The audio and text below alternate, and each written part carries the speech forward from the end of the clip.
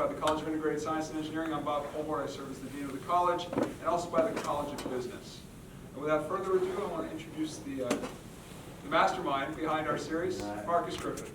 Marcus? I'm just a fellow Duke like you guys, but again, I'm very happy to have one of our own JMU Dukes here, and I can't wait till he shares his story. But Ariel is top, he might not say he's top 100 lobbyists in the United States, and what I like about this situation is we haven't seen each other in a long time, but he's literally the first person that I met when I moved back to the United States from Japan.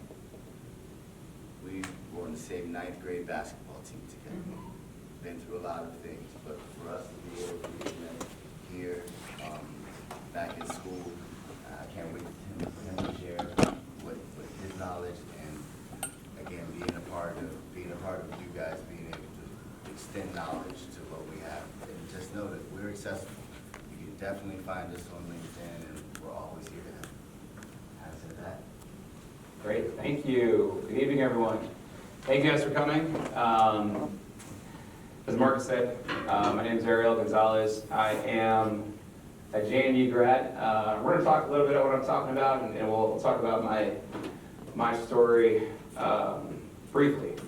But overall, I just want people to know, I'm not an expert in engineering. I'm not an expert in blockchain. Marcus wants to win blockchain. I want to help from what I know in terms of my expertise. And my expertise lies in legislative and regulatory work, policy work, and I'll talk about that in a second, my background. So we're going to focus a lot on sort of what the landscape is in Washington, D.C. at a national level. We'll talk about from a larger viewpoint about what's happening in Washington, what's happening in our nation, the divide in Congress and with the administration, and sort of some push and pull points. And then we'll sort of back into the world of blockchain, crypto, and everything that you guys are interested in, and sort of where we are, where are the key points, and then hopefully end in a discussion where we can talk about potentially what a blockchain club at JMU could do, like how they can influence policy, can they influence what's going on in Washington, D.C. How do you guys contribute beyond the engineering and the science to the debate and the conversation on the legislative and regulatory fronts that are happening in Washington, D.C. And as Marcus said, we're here to help. So please also consider me a resource to the extent that you can moving forward. So that's me. That's my LinkedIn. For those of you guys who don't have LinkedIn, get one. Be on it. Reach out. I think it's always important to network. What I do, as you see, I try to shake hands with everybody, get to meet everybody as best I can, because relationships are currency in what I do for a living. So, that handshake, that meeting, that person that I may spend 2 or 3 minutes talking to may help me out on an issue moving forward. I may be able to help them out moving forward, what have you. So a little bit of my background. I've been doing advocacy work for, not to give it away, but over 20 years, I'll say. I graduated from James Madison University in 2000. Funny story, I never took a political science class in my entire life here at James Madison University or anywhere, technically speaking. I was majoring in psychology and pre-medicine.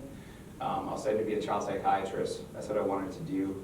But over the course of the years, between student leadership, student government, and being president of my fraternity for 2.5 years, I organized a lot of community service events and really enjoyed sort of making change and seeing change, the campus-wide, sort of on the macro level, as opposed to one-on-one work with kids at the micro level. So my best friend, who was a political science major, my last year in college, said, hey, you should consider talking to the dean of political science, even though you've never stepped foot in a political science class, because you have been lobbying and organizing your whole time here. You just didn't know that's what it was called. And so I said, sure. So I reached out to the guy, had a meeting. He told me about this great program at George Washington University called the Grad School of Political Management, where you sort of learn in real time from real practitioners about how Washington really works through like a legislative and lobbying realm, and the rest was history. I did that at night while working full time in the day, and then took a break after I got my master's in '02. Started law school in 2003 at Catholic University of America in DC. Went there from '03 to '07 at nighttime, while I was concurrently lobbying at that time for radiologists. So I was working in American College of Radiology. I was director of state government affairs. So what that meant was like I could be in California, in Sacramento in the daytime, giving testimony before a state senate committee, and then fly back home and be in DC to do my law school classes at night, and then turn around and fly to another state capital and lobby folks there in the daytime. So I tried to live that life for like 4 years while working and going to school at nighttime. Became a lawyer in 2007. Throughout that time, I was focused primarily on healthcare, sort of did, and my specialty is overall healthcare, but I do other areas. I worked some other places, eventually ran government affairs at a place called AARP. AARP, your parents are very familiar with it. If you guys aren't, you should. It's the largest membership association in the world, represents over 38 million people. It's a $3 billion nonprofit enterprise. And you don't have to be 50 years or older to be a member. A lot of younger people since the pandemic have discovered that, and they're joining AARP for the cool discounts and stuff like that. But anyway, it was a great organization to be a part of, and I ran their government affairs for about 6 years. Week one, I was in the White House with the Obama team talking about his presidential budget, negotiating things such as their stance on Medicare, which is healthcare for populations 65 and older, and those who are disabled. Medicaid entitlement funding, working on the Affordable Care Act or Obamacare issues. Literally like in the West Wing, right, with his team, getting to work with President Obama and Vice President Biden later on in my career. Then later went to do some mental health stuff and psychiatry, to do some substance use disorder issues, mental health disorder stuff, which is now really a popular sort of policy thing. We're sort of brought that into the light. You probably see it more on college campuses now, people talking about mental health issues, disclosing more information there, which is great.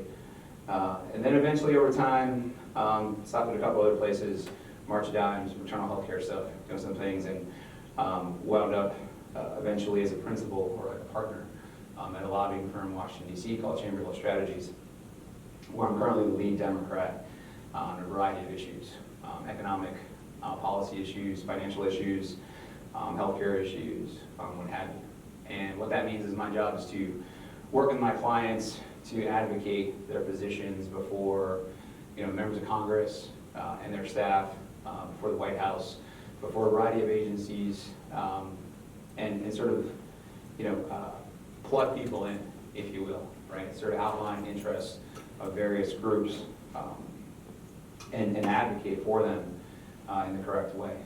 And one of the ways I do that too, another specialty, and this will come back to the end of our conversation, is the ability to build coalitions to link people, link groups up who have like-minded policy goals, especially when their voices are too small in the Washington landscape, and get them to work with other organizations, other companies, other people who have similar interests, be the connector, if you will, right, and guide that coalition to successful policy outcomes. And so I've done that in a variety of fields for some time, and I got lucky, I guess. There's this publication on the Hill, which comes out with its top lobbyists every so many years. I've been on that for several years, so I'm blessed to do that. And then the National Institute of Lobbying and Ethics picked me as a top 100 lobbyist in the nation a couple times over. So I've had that for the last 2 years in running. So that is a little bit about me. And then I'm a JMU grad, right? So that's to round it all out. So that's a little bit about me. That's my background, and that's sort of where I'm coming from. So everything I talk about, is from that sort of Washington policy lens. So, generally we'll talk about sort of who is who in Washington. I don't know what your guys' backgrounds are, what you study, what you know, beyond what you study. I know when I was in college, I was so focused on my studies that the real world sometimes was there and sometimes it wasn't. We'll talk a little about the legislative regulatory landscape, some of the variety of interests that are around there, some industry considerations from the blockchain world in this realm, right? And then sort of what to do next. And that really is what I rely upon you guys to tell me sort of what to do next. Oh, and one of the ways Marcus and I linked up, linking back up again, besides being friends for a long time, was there was a company involved in blockchain, what do you guys call it, like mining, right? And Merkle standard, right? And I think you had a speaker, Amber, came maybe last session or a couple sessions ago. She does a lot of great engineering work for them. We got linked in there, and I sort of became familiar a little bit with hands-on in terms of the issues confronting mining in this space and the policy push and pull that happens around those issues as it relates to environmental concerns versus the advances and the great possibilities that can happen via technology, and sort of where people sit on the political spectrum is how they perceive data mining and how they perceive Merkle and other companies like that. They can really throw up certain policy hurdles for companies like Merkle and others to get anything done that matters. You can invest all this money in the world and have all the creative thinking in the world, but once the Senate gets involved, the House gets involved, the administration gets involved, a lot of creative thinking can be quashed. So it's important to know, the landscape, that you're walking into. As you guys venture down this path, it is critical to know sort of that background and who the players are.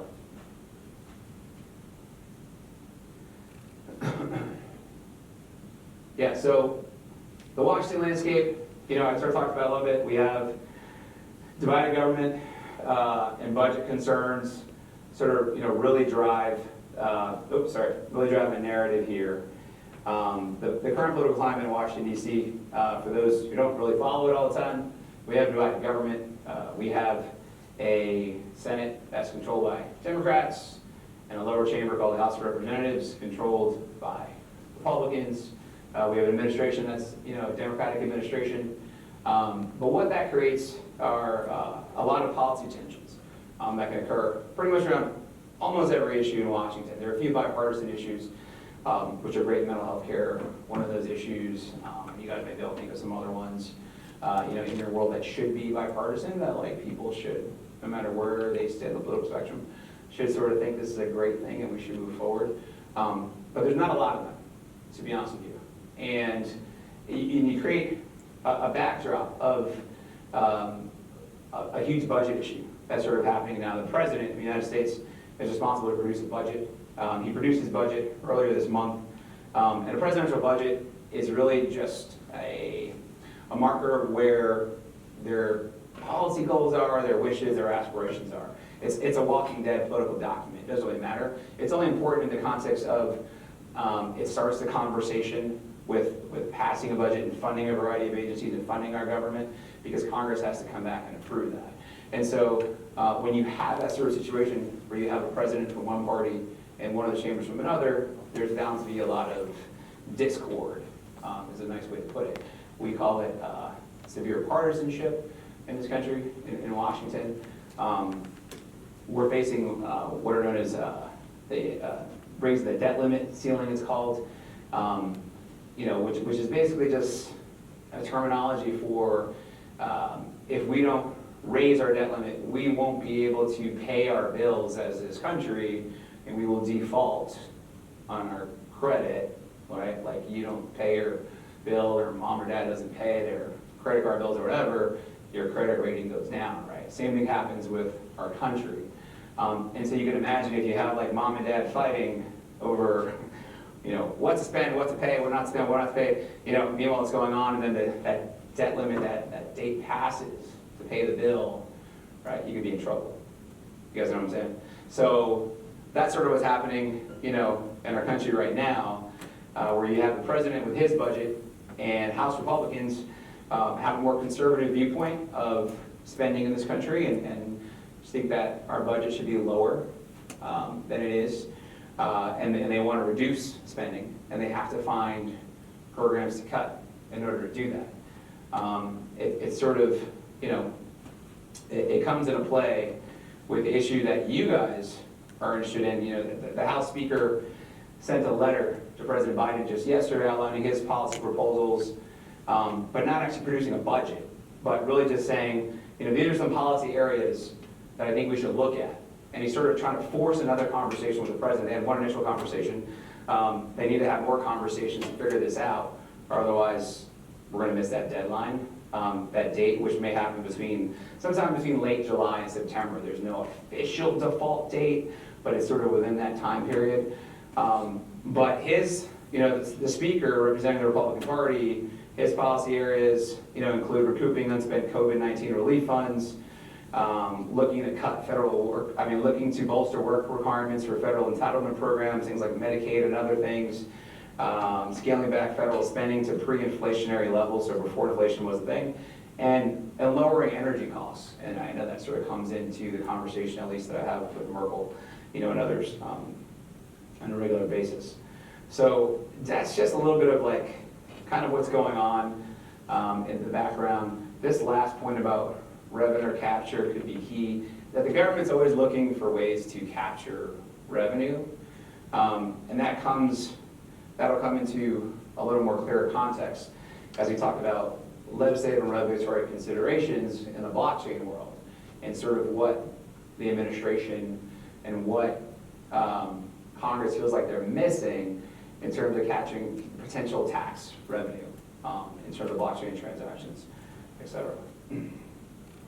This is the current breakdown of the Congress, like I talked about. It's actually a slight correction. It's actually 222 to 213. That one vacant was when Representative Lewis passed away, but this was the best visual I could find at the time.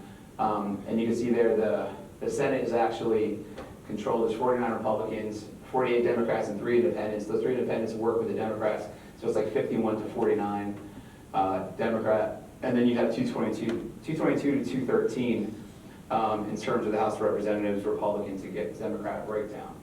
I just sort of bring that up again so you can sort of see the numbers, the division between the House and the Senate, and understanding that, when you have, divided government, you have different ideology ruling each side, ruling each house, and that really makes for complicated policy compromise on issues that have been around forever, let alone new issues like the blockchain world.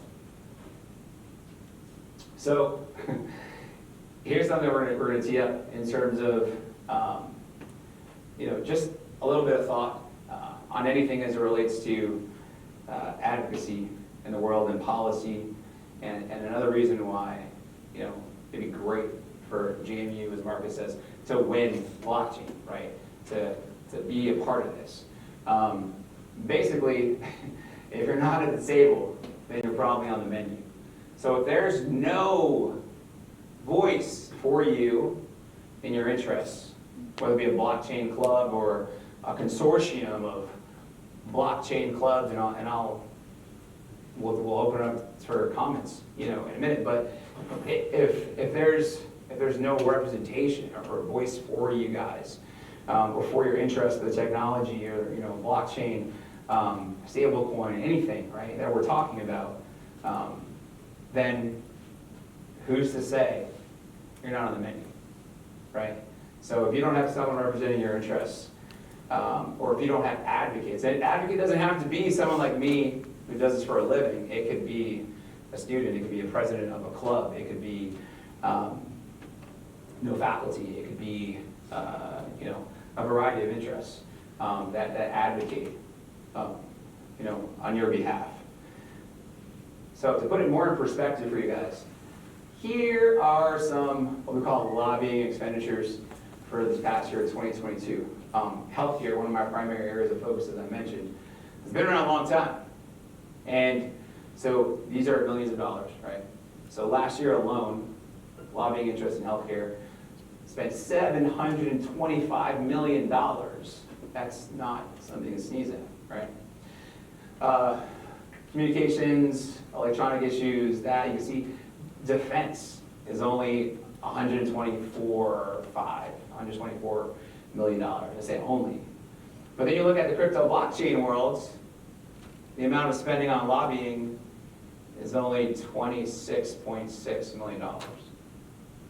So if Congress wants to walk over your issues, right? If Congress wants to, I don't know, say, wants the SEC, the Security Exchange Commission, to oversee, any transactions in the blockchain world because they view what, any sort of blockchain as what's known as a security, which raises the enforcement level in the blockchain world, especially in light of like all the crazy stuff, right? The FTX stuff, and Silicon Valley Bank, and all these terrible things that are just not helping the industry out, right? They can, because look at, the industry's being dwarfed, right, in terms of spending. They'll listen to healthcare lobbyists before they listen to anybody talking about blockchain stuff, because a lot of times money talks, but also voices, voices speak. And so this being a newish sort of industry in the advocacy world, there's a lot of legislative and policy hurdles that are coming up that this industry, because it's relatively new in the context of other industries, they're not prepared to speak about and advocate for. So they're sort of getting the short end of the stick. Here's some of the biggest vendors in this world. Coinbase, 3.4 million. Blockchain Association, 1.9. Binance US, 1.1. Good old FTX, $720,000, but we're learning that more money was spent illegally doing all kinds of things like bribing Chinese officials and all kinds of fun facts that are coming out right now. So with all that money being out there, it's still very small, sort of compared to anything else. Crypto interests lobbied on a variety of issues last year, ranging from a sweeping digital asset regulation bill from a couple of senators and an FTX hype measure that was also put in the Senate that would have given the CFTC oversight in the industry to possible stablecoin legislation, NFT markets, and everything in between. Right now, one of the biggest problems is that the blockchain industry is not fully represented as groups are continuing to sort of fight for influence. So these are some of the issues that are being talked about, on Capitol Hill in this world at this time. So when you talk about the White House and agencies, I want to sort of break it down into some of the power players, right, that are involved in this. The White House issued an executive order on ensuring the responsible development of digital assets. They believe its implementation will leverage the knowledge and distinct expertise of a broad range of stakeholders. From all these good folks here, starting with the National Economic Council down, to federal departments and agencies that you see on the other side of the screen. These are all the groups that, the White House, from their policy standpoint, says needs to be involved in, in this world of digital assets. That's a lot of people to touch on this. A lot of groups to educate, to have them understand anything about digital assets, blockchain, etc. So, among its many steps in this EO is to help mitigate the potential risk and harness the potential benefits of cryptocurrency, stablecoins, and other advances in distributed ledger technologies. The White House believes the executive order, provides national leadership on advancing financial equity and inclusion, curbing financial predation, and understanding the climate impact of digital assets. And some of those policy points are pretty key, and we're going to circle back to those, and I really want to hear from you guys about that. But the idea of advancing financial equity and inclusion is a pretty powerful one. Whenever there's new technologies that come out, it's often a certain group of people that have access to them, a certain group of people that get to play in that space, a certain group of people that get to profit and benefit from that. As students at a university with diverse backgrounds, diverse interests, your interest in this really goes against the idea that this only is available, this technology, the ability to create from this, to profit from it, it goes against the idea that this is only limited to a certain group of folks. So it is a powerful policy concept to keep in mind, particularly from the viewpoint of a JMU blockchain club or a consortium of clubs at other universities, that you have the ability to sort of break through the financial equity and inclusion sort of space and demonstrate that students with different backgrounds, different socioeconomic backgrounds are contributing to stablecoin, are contributing to this world. So the White House goes on to talk about further policy considerations as they begin to look at how they work with companies like Coinbase and Merkle and other folks, depending on what they're trying to do. Climate change is one of the most pressing problems confronting our nation, and President Biden believes he's taken steps to address this issue. Among the president's commitments of the past couple of years are protecting communities from pollution, reducing greenhouse emissions by 50% to 2030, working towards a carbon pollution-free electricity grid by 2035, and reaching net zero greenhouse gas emissions later than 2050. They expressed concerns with data mining, saying that the range of emissions is similar to emissions from diesel fuel used in railroads in the United States. That doesn't sound good. And besides purchase grid electricity, crypto asset mining operations can also cause local noise, water impacts, electronic waste, air, and other pollution from any direct uses of fossil fire electricity and additional air, water, and waste impacts associated with all grid electricity usage. So these are just some of the words, the policy, and the haterade, right, coming at crypto mining that you guys just need to sort of be aware of, right, as you begin to contribute and develop your thought processes on these. You guys begin to win blockchain, right? You have to understand this is the way it's being talked about currently, like some of the policy considerations. You sort of have to know what you're walking into. There's a variety of congressional interests, right, as we talk about this. So what we have here, this one here, digital asset regulation. This is called the Responsible Financial Innovation Act, this first column. This is a bipartisan piece of legislation. So you have a senator who's a Democrat, Senator Gillibrand in New York, and then Cynthia Lummis, a Republican from Wyoming, have introduced this bill in 2022. And then they pulled it back because there was a lot of concern that the industry might have been had a little too much influence in the draft. So in light of everything that's happened with FTX and Silicon Valley Bank, they pulled it back. They're reworking some things. But the idea here is that this new legislation is going to be introduced in April, and it is a Responsible Financial Innovation Act. It's the bill's unveiling will mark one of the first efforts from Capitol Hill to set up a new regulatory framework for the $1 trillion crypto market since the implosion of FTX in late 2022. As I mentioned, in the wreckage of the FTX bankruptcy, the lawmakers had to step back from this and several other pieces of legislation to evaluate what additional changes need to be made. And so, the big sort of issue here is that the SEC will oversee crypto tokens that they deem to be what are known as securities. The CFTC would do commodities, OCC would do stable coins, and there's certain tax provisions, cybersecurity requirements that are built into the legislation because, again, Uncle Sam wants to benefit from all this technology, right? And they want to capture the revenue somehow that has been missing out. So they have to find ways to regulate this through legislation and then eventually what's known as regulation. The Senate Banking Committee, is chaired by this guy, Sherrod Brown, he's a Democrat from Ohio.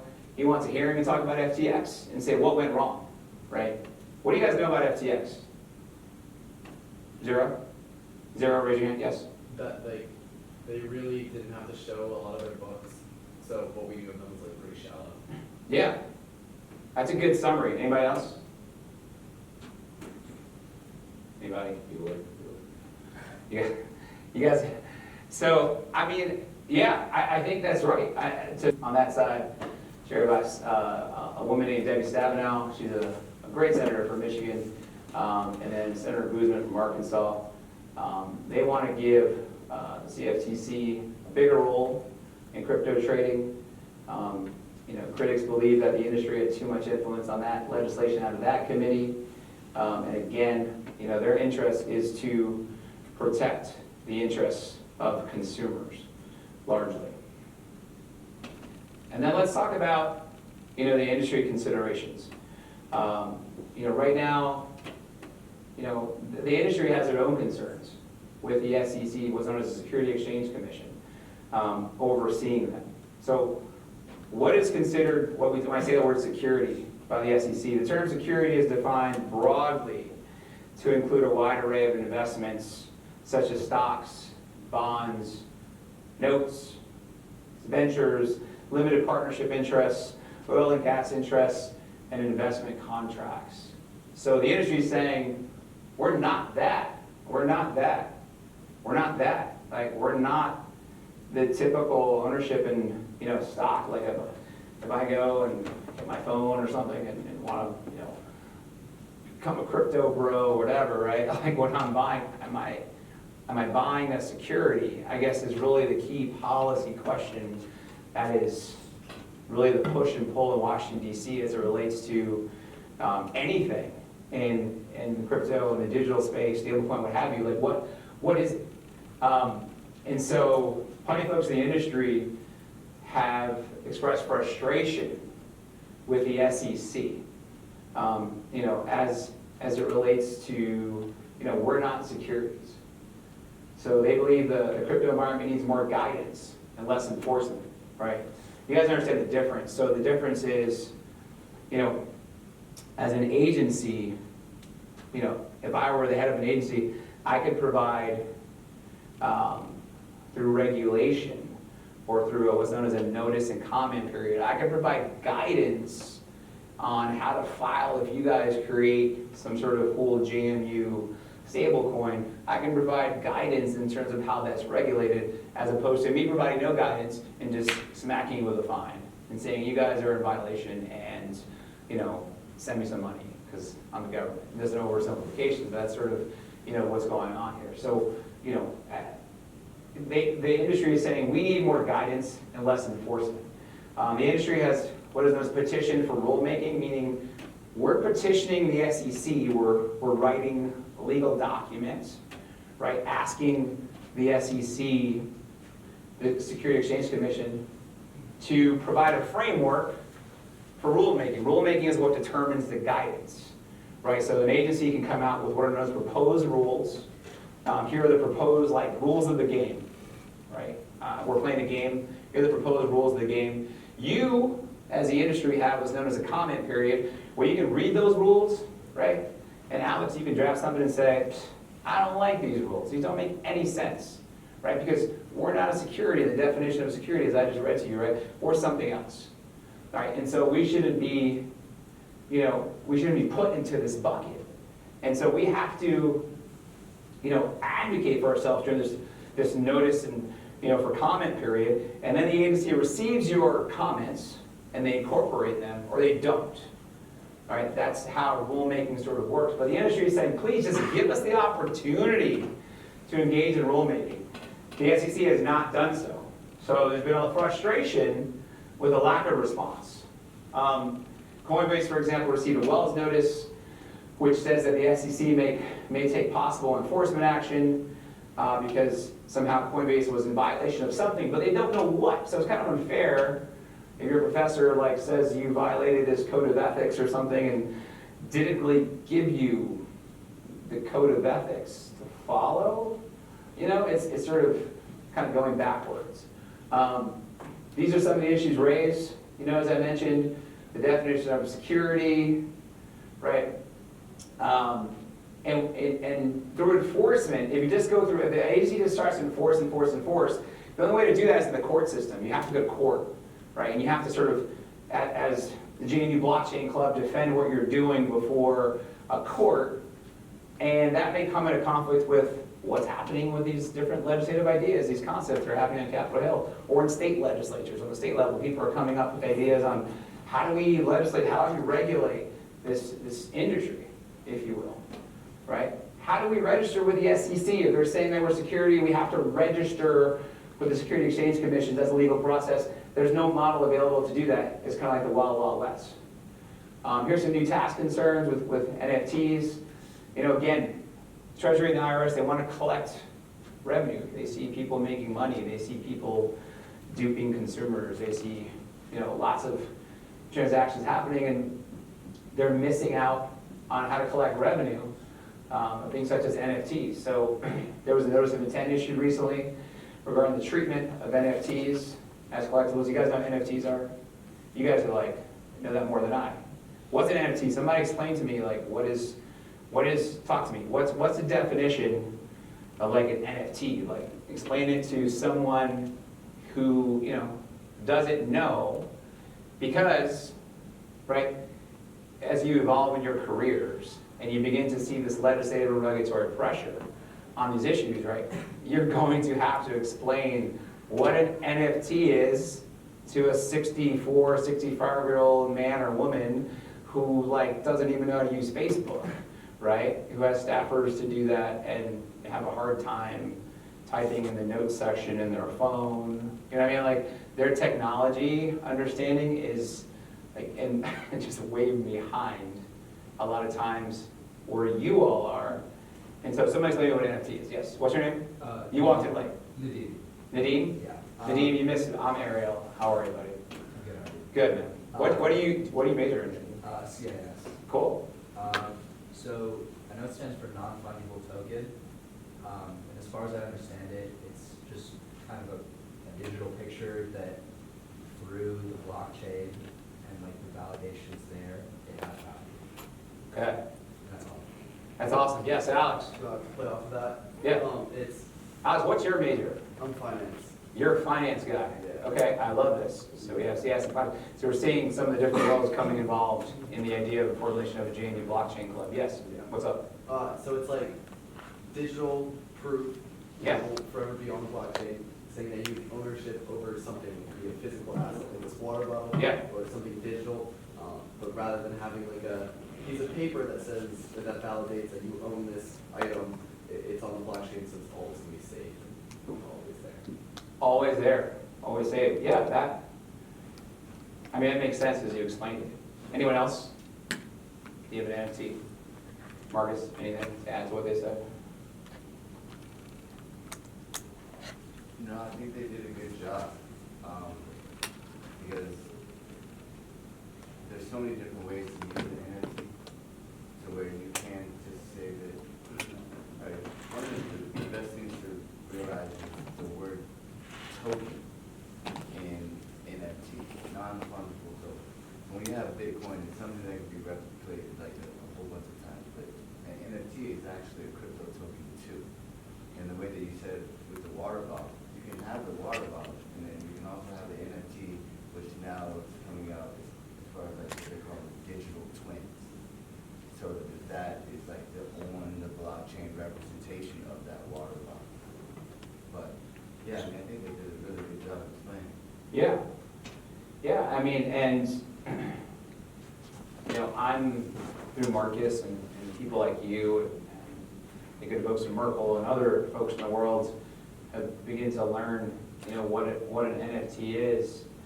But there's plenty of people who are making policies about these issues that have no idea. They can't define an NFT. They don't really understand what it is. They think it's like a coin, like I have a quarter, this is my NFT. There's a lot of disconnect, right? And so the Treasury and IRS issued this notice of intent to treat, regarding the treatment of NFTs as collectibles. Collectibles are taxed at different rates than securities of income. If the NFT has a visual component, it's collectible. What does that mean? What's the visual component? Picture? Like the monkey. Like the monkey. What's that? Has different variations of the same monkey. Yeah, different variations of the same monkey. If it's collectible, then it's taxed at a certain rate. right? So we're literally dealing in a world of things that we've never dealt with before, right? And these can have complex policy ramifications. And without the proper education of those people making these decisions, we could as a society really step in it, you know what I mean? And really get this wrong. And we could hurt a lot of people. At the same time, the government has this compelling interest, that's the technical legal term, the government has a compelling interest to get involved, regulate, tax, legislate, because they want to protect the people and they want to capture revenue, at the same time, particularly as we're dealing with all these budget issues. Remember I talked about the larger context, right, of a debt ceiling and a lot of other budget concerns, inflation, et cetera. So there's a lot of ways the government's looking to capture revenue. So when they look at this industry, they begin to figure out, they say maybe it's security. If it's a security, it's taxed at a certain rate. Maybe it's collectible. Maybe it's taxed at this rate, right? And so we're really at this point of, trying to figure this out. And we need folks like you. Yes, Alex? So if we're at the point like figuring out, and like, was it the CFTC, if they just sued one of like the largest exchanges in the world, people are saying that it could be like a political move to kind of show that like they have power and not the SEC. What's your like view on that? Yeah, so, can an agency sue someone to make a statement that they have jurisdiction over an industry is what you're saying. So what we're talking about here from a legal standpoint is what's known as judicial precedence, right, is a legal terminology for it, which is if something happens in the court, then it is so when it comes up again.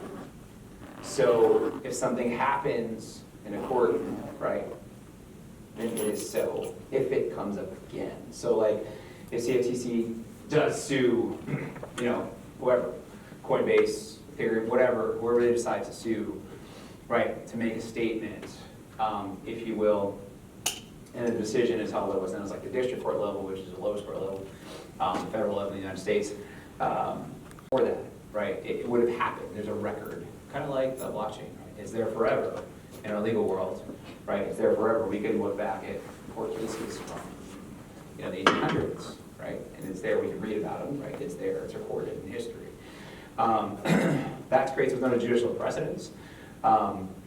If, let's say, Coinbase loses, they sue, they go to the appellate court, the next level up, the Court of Appeals based off of the jurisdiction. There's so many courts of appeals in this country. That decision, whatever happens at that appellate level, carries a lot of weight for anything that happens afterwards in that area. So, CFTC could do that, could do a power grab, I guess, in theory. That is possible. I think, Congress is trying to prevent that from happening by helping to determine which agencies oversee what in this area, right? And so when we're talking about, this agency dealing with what are known as future commodities, the FTC, and then SEC dealing with securities, right? They're trying to sort of bright line certain categories of investments and say that, one has jurisdiction here, one has jurisdiction there. There's also some other agencies that may get involved, right? And if we remember that White House slide that I went to, I wasn't just trying to like show you a bunch of random stuff. What I was trying to get my point across is that like the White House literally sees all these folks having a say in what happens in the industry. It's somewhere at some point, right? And what they mean by that is it could either be enforcement, policy formation, policy guidance, right, in terms of issuing that regulatory sort of guidance, that notice and comment period that we talked about, right? Also bringing in some of the best, brightest minds to help formulate a coherent policy because, Mark and I were talking about this earlier this evening or this afternoon, the United States is so far behind, right, dealing with this world than other countries are as it relates from a policy standpoint, from an understanding of it. But we are the largest market contributor in the blockchain world, but yet we are kind of like we are in many areas, policy areas. This happens in healthcare, so yes? And if you want to set this aside and answer Yeah. later, please do. But I'm curious as we think about what the administration is going to do and what Congress is going to Yes. do. How much is FTX a distraction? Because if you sort of unpack it, it's pretty garden variety fraud, and it's just with the new technology. I mean, Bernie Madoff basically did the same thing. Yes. And ripped off, similar amount and similar number of people. That's excellent. I just didn't happen to use Bitcoin. That's an excellent observation. Yeah. So how do you think this is going to come? Because Congress will react to the headlines. Right. They so often do, and the headlines aren't about sensible policy to figure Correct. out what exchanges should be. It's Correct. This dude stole all this money. Correct. And use this new technology that nobody understands to do it. Correct. And that goes back, yeah. And so when I was talking about some of the Senate committees, the Senate Banking Committee, right? Sherrod Brown, he wants to have a hearing on the FTX debacle, but we sort of know what happens, right? Like you said, it's sort of garden variety fraud is one to say, but with new technology, it's defrauded a lot of good folks out of their money. Congress feels emboldened to do something about it. And let's also remember, right, I don't know, we don't really have political science folks in here, but I'm sure you guys take government classes. Oh, you're a political science person, are you? Yes, perfect. So everyone but her, right? How many years does a senator have in office, right, before they're up for re-election again? Anybody know? You guys are so smart there. Everybody's holding their hands up. No, don't show them. Don't tell them. Don't tell them, Bob. Don't tell them. Oh, you looked over. Yeah. Oh, what? 6? Is it 6? No, I swear I didn't. Okay. 6 years. Yeah, 6 years. What about folks in the House? Anybody know? 2. 2. Who said that? You did too. Great job. What's your name again? Alex. Great job. Proud of you. Yeah, 6 and 2. The reason I bring that up is because Sherrod Brown's up for re-election. So when you have senators up for re-election, and I don't know if you guys have been following, but you haven't. This is like dorkdom, like in terms of policy and top lobbyist stuff and political whatever. Ohio's been turning like red over the past several elections as it relates to presidential elections. You might know this as a political science person. It hasn't been blue in a while, or even purple. Senator Vance just got elected this most recent election. He's a Republican. He wasn't a very good candidate at all. And that's not a partisan statement. People just know he just wasn't a very strong candidate. And he wound up winning because it's become a very red state. So Sherrod Brown's a very blue, a very left-leaning, a very sort of like, working man sort of senator, which is great, who has a certain value set, and he is going to be attacked very heavily in this upcoming election. So while it may be like, same song, different album, or a different artist, if you will, like, it's important to have this hearing because it raises the flag that I am concerned about this, right? This is not on my watch. This is not going to happen. I also need to reassure the American people, we as the Senate Bank Committee need to reassure the American people, right, in the collapse of, SVB, Silicon Valley Bank, the FTX debacle, what was the other one? There's another bank. Signature Bank. That was it. Signature Bank. That we are doing. It sounds bad as a simplistic version of it, but we're doing something, right? As elected officials, so we're going to hold hearings. We're going to hang this guy out, right? And we're going to expose him for the fraud that he is. And meanwhile, it has happened on this exchange. And now, what are we going to do about it? Like, we have to figure this out. And this is sort of, again, some of the key policy levers that I want you guys to understand as you begin to look at winning blockchain, right? There's just a lot of considerations that are happening currently, but that are being discussed and will continue to be discussed, over time. And so for this, I really want to hear from you guys. I mean, the blockchain industry is relatively new in the advocacy world, as I've been trying to say, right? Like, what are steps the industry can take to advance their interests while considering external, political and policy forces? And then what could a potential JMU blockchain club or program do to get involved? I think this is really the crux. This is the core of the matter, the second question, but, you know, if you were in charge, if you were the CEO, Alex and Alex, you guys were in charge of the CEO and the COO, and what is your name again, ma'am? If Ivy was your, like, political counsel, right, and you're the head of this new entity, let's say, the JMU stablecoin, you know, what have you, and how would you go about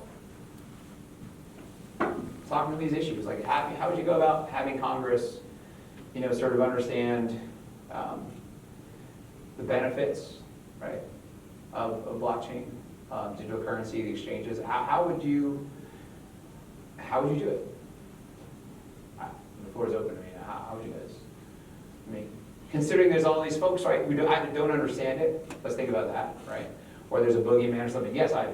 I mean, personally, I think I might be pessimistic because I don't have a lot of experience in the business world, but I believe it's really just going to take time because if it's, like you mentioned, it's almost impossible to teach older generations how to use the concept of crypto to them. It's probably extremely boring until we truly just have a shift of generation in office, unless there's some amazing top 100 lobbyists that can, you know, convince the elderly to come out to vote for the legislators that are younger. But often political trust is based on age, and younger candidates are not going to be elected, honestly. And I don't think that this is an issue that could be solved in the current day, especially with all the scandals that you brought up. But that's... So Ivy says I'm very pessimistic, and just for the recording, so everybody hears, Ivy basically saying that, you know, with the current demographic of legislators, you know, the majority of them being of a different generation than those who have created, you know, the blockchain, or like Alex and Alex who are running, you know, their own companies, that we have to sort of wait it out, right? You're saying for generational change. Anybody, what's the disadvantage of waiting it out?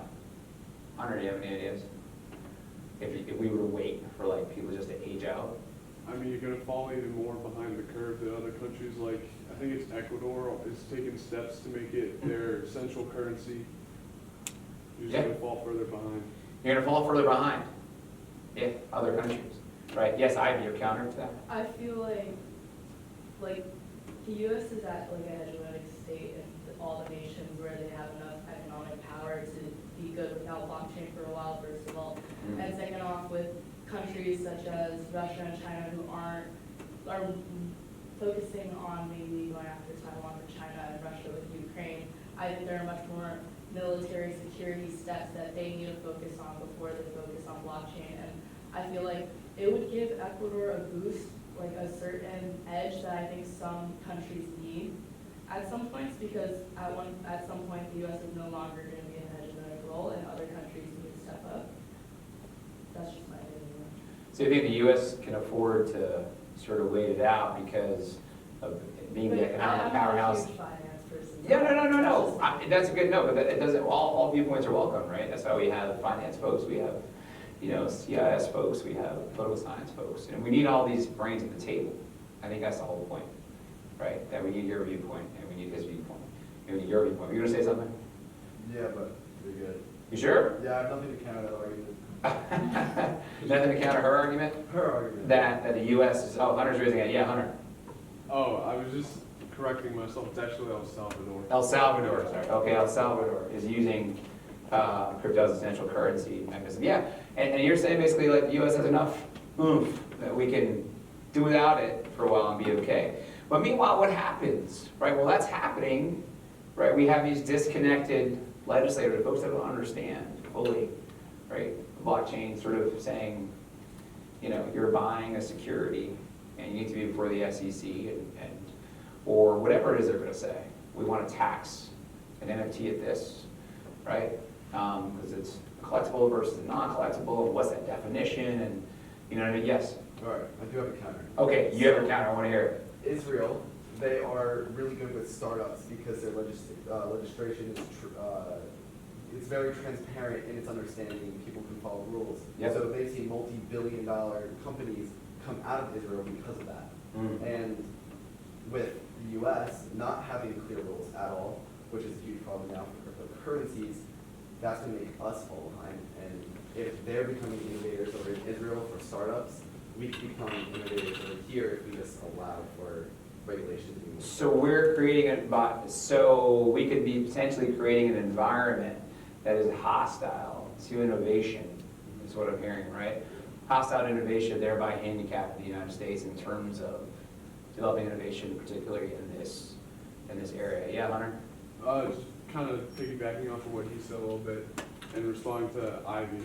I mean, yeah, we could be good for a while, but I mean, take an analogy like Japan, for example. They were good for a while, but when industrialization came around, they had to get up to like the modern speed. And yes, it took them a short amount of time, but that was like kind of a one-off coincidence for that. But look at like this, for example. Why would we want to be behind the curve playing catch up instead of just getting it and capturing the spark while it's in its infancy to get ahead of the competitors? Yes, Bob. I'm curious your opinion. We talk so much about crypto, and it feels to me, and Marcus and I have had these discussions, that there's so much more to blockchain, and it has the potential, Exactly. and it feels hyperbolic, but to say to revolutionize, I mean, how we keep track of land ownership, for instance. And it feels like Congress is sort of swept up because there are lots of zeros when we talk about crypto, and we're not talking about these broader issues about what is essentially digital ownership on the blockchain. What's that going to mean? And that's where I feel like we're falling much more behind than can we sort out, some sort of regulatory scheme for the different coin companies. Sure, so Bob raised an excellent point. That there is so much beyond crypto, right, on the blockchain that has, that some folks do know about, right, and can articulate and explain the benefits of this, that a whole universe, I'm just going to say it, a whole universe of policymakers don't know about. And it is unfair that there's, an FTX and a Silicon Valley Bank and all these things that you say that, legislators gravitate to headlines, right? And then I sort of said, there are electoral cycles, right? And this is the political reality that we deal with. But from, all policy, were you going to say something? Yeah, go ahead. But from an industry standpoint, I think that's where the lack of clarity or the lack of,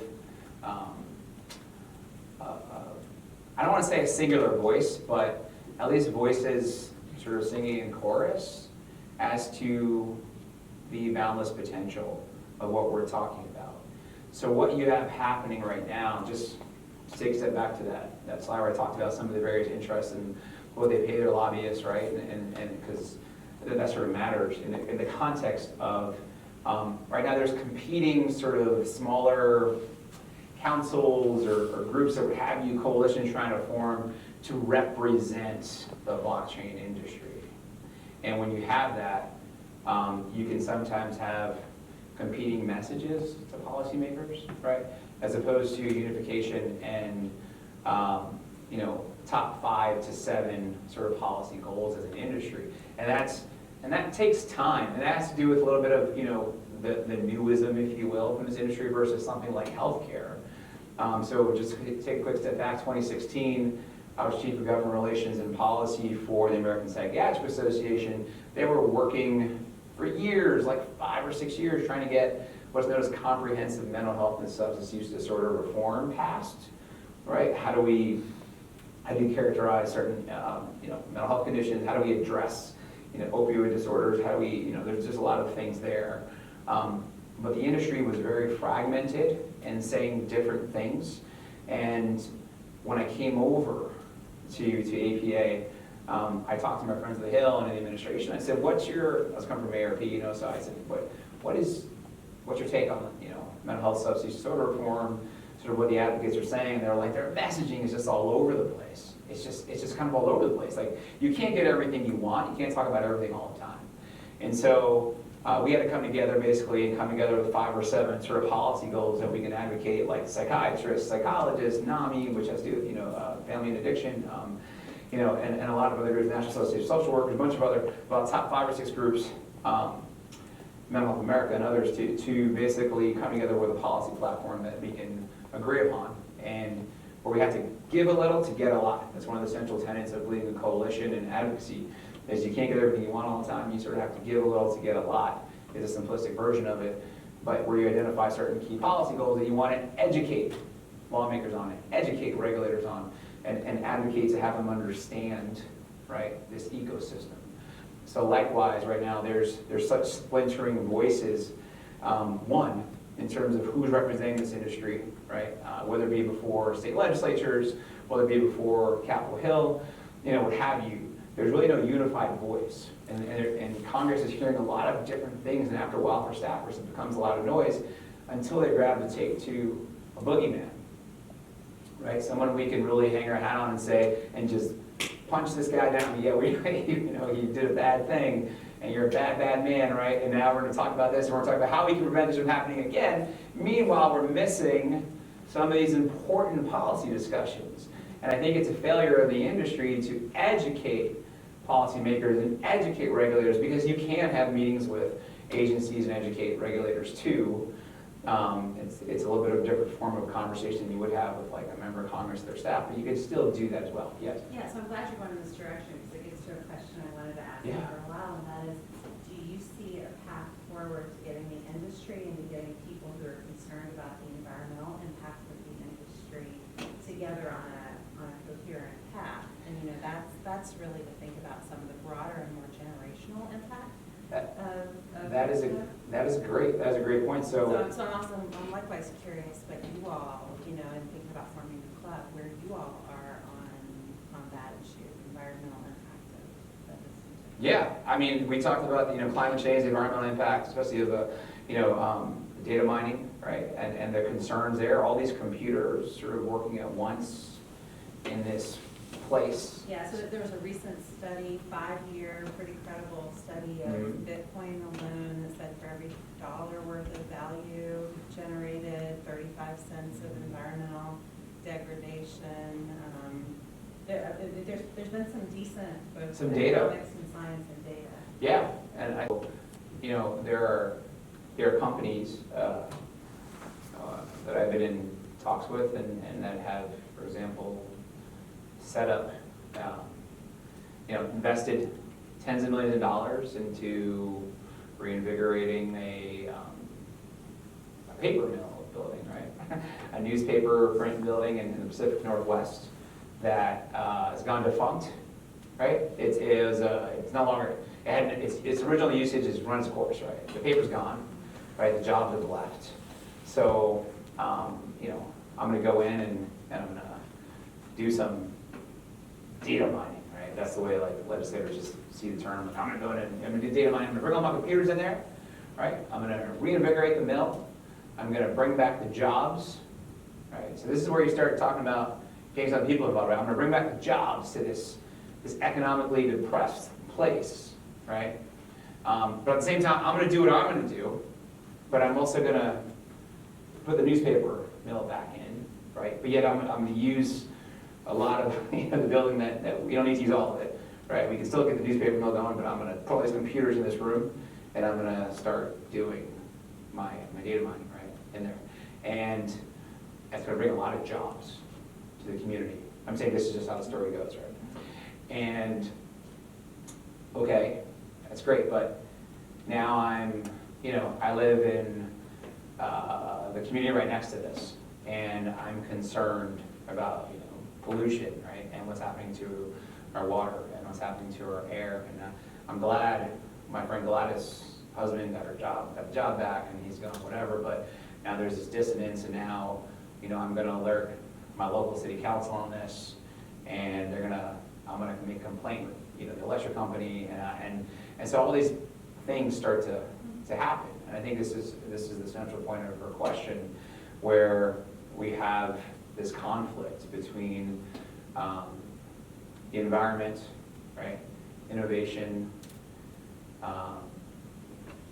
and other forces, right? And sort of, is there a way, and I'd love to hear your guys' thoughts on this, I think that's the question, I suppose, is there a way to get everyone sort of maybe on the same page, or is there a way to get them moving Or forward? is there a responsible regulation, Yeah, you know, around these issues that we can all agree on? Or are there mitigation pathways, or do we want to see companies that are investing here, you know, doing sort of carbon buybacks? Like, right. what's our? What is the what's our response? path Yeah, to- they're responsible corporate solutions, Yeah, right? to Corporate social continue responsibility. to innovate, but also being socially responsible. Yep, we have corporate social responsibility to talk about, you know, and that's a huge component, yes. We have to talk about like already corporations, they're already going carbon neutral and that stuff. So it's like, we solve a problem, not even like crypto or blockchain related, that's one thing. And then, I wish Amber was here for this discussion, but like, she was talking more about like blockchain and like using green energy, but a lot of miners are finding better ways to kind of use that heat with like, they have greenhouses and they're heating greenhouses with the excess heat or the byproduct of crypto mining. So it's a huge thing, and I think, like, I would love to hear more about like, is regulation trying to force, like, first the big companies that help with whatever they already have in like carbon emissions, and then like, are they going to crypto? Is that like a? Yeah, I mean, I think, and it was recognized in President Biden's executive order. I'll have to get you guys a reference, and I'll email it to Bob, maybe we can send it out, but it does talk about the push and pull between innovation, right, and going green and the benefits of that, but also counterbalancing that with potential harmful effects, right, on the environment, and trying to find a socially responsible way to do this. And so what's happening in the Pacific Northwest is that, you know, the electric company and a local commission are basically poo-pooing any advancements of, you know, the mining moving forward because of all the environmental concerns. And this company, to be frank, has not done a great job in terms of educating or advocating their interests, both on the state level, but then also on the federal level, right? So if you have a local commission and you got like your little state rep, right? You guys understand the difference, right? She does, but so there's you know, state legislative bodies, state delegates or a state house or whatever, depending on the state, what it's called, the state senate, and then there's the United States government, right? And so, you know, there's local sort of handcuffs being put on, right? And unfortunately, this group has not been able to effectively engage legislators on the federal level. Because if you can educate folks on the federal level that represent that area of the Pacific Northwest, and let's just say that person may sit on a very powerful committee that could have jurisdiction over this issue, if it were to come up to the federal level, that member of Congress can just, you know, can reach down, if you a lot of times write a letter and say, this is sort of what I feel about this. This is great for the community. It's bringing jobs. They can go visit the plant, get a lot of pictures, a lot of cameras, a lot of pressure, right? You know, and say, this is a fantastic thing. I'm all in on this, right? Like, this is something that is going to move our country forward, you know, and I'm a legislator contrary to what Ivy's saying. Like, I'm not 65 years old, you know, and this is, you know, I'm just making stuff, I'm not actually making stuff. There's a woman who's not 65, she's younger, and she's in the Pacific Northwest, and she's very powerful. She's in the Republican Party, and she could, if she were educated, you know, lean down in this area and break the handcuffs free, if you will, and try to find a responsible way to move forward. But it really requires a lot of coordination, I think, at this point, between local, state, and federal legislators and regulators. So there needs to be a lot of, I think, coordination between the federal and state level to sort of move forward in a responsible way, I think, for that. So these are very, these are like a lot of the questions, you were going to say something else? Evan? These are a lot of the questions and discussion points, you know, that I really wanted you guys to think about, and I appreciate you guys, you know, sort of engaging, and I want you to leave thinking about these issues, right? Leave thinking about the challenges to the industry, and Bob's great point about, can we just stop talking about crypto for a minute and talk about some other things, right? And how do we do that? How do we help to educate the folks who need to know this, right? And what could a potential JME blockchain club or program do to get involved, right? And maybe Ivy's political science friends can, you know, help with some suggestions, right? And the finance guys can help, you know, from a business aspect, the numbers, the CIS folks can help with technology, right?